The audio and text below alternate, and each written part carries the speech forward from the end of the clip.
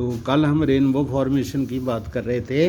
तो ये जो है साइंस में जो है वो एक ये वाटर ड्रॉप है और इसमें से यहाँ से सनलाइट आती है और इसके अंदर से टोटल इंटरनल रिफ्रैक्शन होती है। टोटल इंटरनल रिफ्रैक्शन में लाइट जो है उसके अंदर से वापस ऐसे 7 कलर्स में बदल जाती है। तो ऐसे एटमॉस्फेयर में और बहुत से रिफ्रैक्शन के फिनोमिनन्स होते हैं, उसके बारे में हम आज पढ़ेंगे। You might have observed the apparent random wavering of flickering of objects seen through a turbulent stream of hot air rising above a fire or a radiator। तो एक ऐसी एक फिनोमेना है जैसे गर्मियों में दूर, मतलब जब गर्मी बहुत पड़ती है तो दूर कोई ऐसे किसी मकान की दीवार है तो उसके ऊपर लहरें सी दिखाई देती हैं, तो उसमें से जो ऑब्जेक्ट्स होती हैं वो फ्लिकरिंग नज़र आती हैं। ऐसे ही अगर एक अंगीठी हमने जला के रखी है दूर तो उसके मतलब जो वो चालू हो, पहले तो उसमें से धुआं निकलता है। धुआं निकलने के बाद जब कोयले जो होते हैं दग जाते हैं तो उसमें से लहरें सी निकलती हैं, हीट जैसे ऊपर को निकलती है। तो उसमें जो ऑब्जेक्ट्स उसके पीछे की ऑब्जेक्ट्स होती हैं वो फ्लिकरिंग नज़र आती हैं। The air above the fire becomes hotter than the air further up। तो जो एयर उसके ऊपर की एयर होती है वो गर्म हो जाती है। The hotter air is lighter then dense air. तो जो गर्म हवा होती है वो हल्की होती है संघनी हवा से, तो कूलर एयर से। तो and has a refractive index slightly less than that of cooler air. तो ठंडी हवा से गर्म हवा का जो रिफ्रैक्टिव इंडेक्स होता है वो कम होता है। Since the physical conditions of the refractive medium air are not stationary. तो जो हवा का जो रिफ्रैक्टिव मीडियम है वो, क्योंकि हवा वो चल रही है, हवा गर्म होकर ऊपर को जा रही है, इसलिए वो स्टेशनरी नहीं है। इसलिए जो apparent position of the object है वो चेंजिंग महसूस होती है as seen through the hot air. तो वो फ्लक्चुएट करती है। The wavering is thus an effect of atmosphere refraction.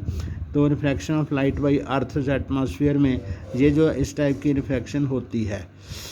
On a small scale in our local environment, the twinkling of stars is a similar phenomenon on a much larger scale। तो जो तारों का टिमटिमाना है वो भी एक बड़े स्तर पर एक ऐसा ही घटना है।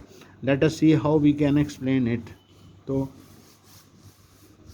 ये ट्विंकलिंग ऑफ स्टार्स को हम कैसे वर्णित कर सकते हैं, अब हम देखेंगे।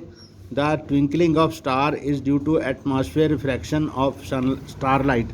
तो सूरज जो चांद तारे से रोशनी आ रही है उसकी जो रिफ्रैक्शन से एटमॉस्फेयर रिफ्रैक्शन के द्वारा वो तारा जो है अलग जगह पे दिखता है, कभी कहीं दिखता है कभी कहीं दिखता है, क्योंकि बीच में जो लेयर्स हैं अर्थ के एटमॉस्फेयर की उनका रिफ्रैक्टिव इंडेक्स जो है वो हवा के चलने से चेंज होता रहता है। The starlight on entering the earth atmosphere undergoes refraction continuously before it reaches the earth. तो तारों की रोशनी जब अर्थ के एटमॉस्फेयर में शामिल होती है तो वो कंटिन्यूसली बहुत तरह से रिफ्रैक्ट करती रहती है, अलग अलग लेयरों में गुजरती है। The atmosphere refraction occurs in a medium of gradually changing refractive index. तो वो जो उनकी रिफ्रैक्शन होती है वो चेंजिंग होती है। Since the atmosphere bends starlight towards the normal. तो जब एटमॉस्फेयर जो होता है स्टारलाइट को नॉर्मल की तरफ बेंड करता है, the apparent position of the star is slightly different from its actual position. तो तब हमें जो तारा है वो अलग जगह से, इसकी अगली असली पोजीशन से वो अलग जगह पे दिखता है। थोड़ी देर बाद तारे की वो पोजीशन बदल जाती है। The star appear slightly higher above than its actual position when viewed near the horizon. जब हॉरिजन के पास देखते हैं तो वो तारा जो है अपनी पोजीशन से थोड़ा सा ऊंचा दिखता है। Further this apparent position of the star is not stationary. तो वो जो उसकी तारे की पोजीशन है वो स्थिर नहीं है, but keeps on changing slightly. वो थोड़ी थोड़ी धीरे धीरे बदलती दिखती है। Since the physical conditions of the earth atmosphere are not stationary. क्योंकि अर्थ के एटमॉस्फेयर की जो पोजीशन है वो भी स्टेशनरी स्थिर नहीं है। as was the case in the previous paragraph, since the stars are very distant। क्योंकि जो तारे हैं बहुत ज़्यादा दूर हैं। They approximate point size source of light. तो वो बिंदु जैसे सोर्स ऑफ लाइट हैं। As the path of rays of light coming from the star goes on varying, तो जैसे सूरज तारे से आने वाली जो प्रकाश की दिशा है, स्टार की वेव की, उसकी रेज की दिशा है, वो बदलती रहती है। The apparent position of the star fluctuate, तो तारे की पोजीशन भी कभी कहाँ कभी कहीं दिखती है। And the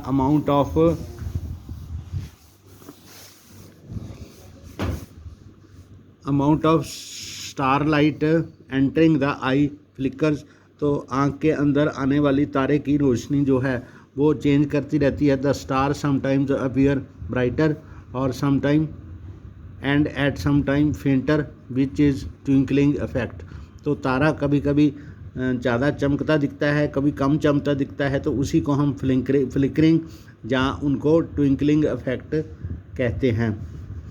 why don't the planets twinkle, तो प्लैनेट्स क्यों नहीं, प्लैनेट्स जो हमें दिखते हैं, जैसे हमें शुक्र तारा दिखता है, हमें मंगल तारा दिखता है, हमें बृहस्पति भी दिखता है, हमें शनि भी दिखता है, तो जो सन के ऊपर स्पॉट के तौर पे बुध भी दिखता है, तो बाकी जो स्टार्स हैं वो हमें नहीं दिखते।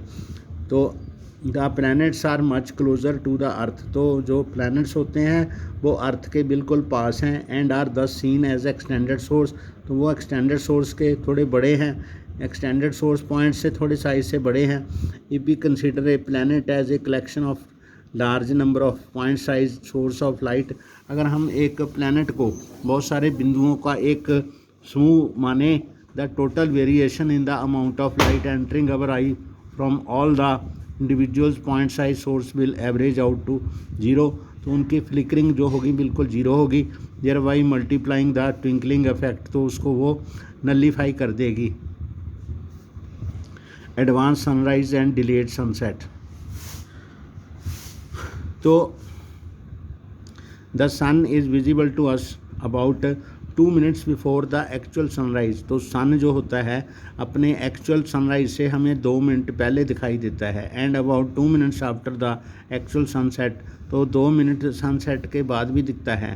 Because of atmosphere refraction by actual sunrise भी mean the actual crossing of horizon by the sun, तो सनराइज़ का मतलब होता है कि जो सन जो होता है हॉरिजन को कब क्रॉस करता है, तो shows the actual and apparent sunrise of the sun with respect to the horizon, तो ये वाला जो है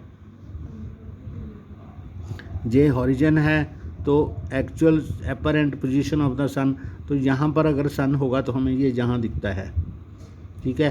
तो ये ऑब्जर्वर इसको ये एटमॉस्फेयर के अंदर जो रिफ्रैक्शन इसकी होती है उसकी वजह से ये सन हमें पहले दिखता है, जहाँ वहाँ पर सनराइज के सन के बाद भी दिखता है। स्कैटरिंग ऑफ लाइट, लाइट का बिखर जाना। The interplay of light with objects around us gives rise to several spectacular phenomenon in nature. The blue colour of the sky, जो आसमान हमें